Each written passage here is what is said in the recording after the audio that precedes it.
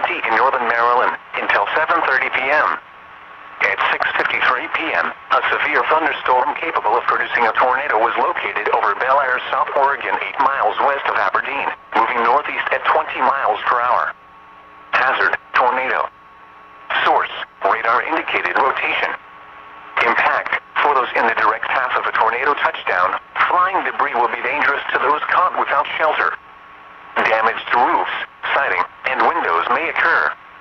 Mobile homes may be damaged or destroyed. Tree damage is likely. This dangerous storm will be near Aberdeen around 7:15 p.m. Other locations impacted by this tornadic thunderstorm include Carsons and Churchville. Take cover now. Move to a basement or an interior room on the lowest floor of a sturdy building. Avoid windows. If you are outdoors, in a mobile home, or in a vehicle, move to the closest substantial shelter and protect yourself from flying debris.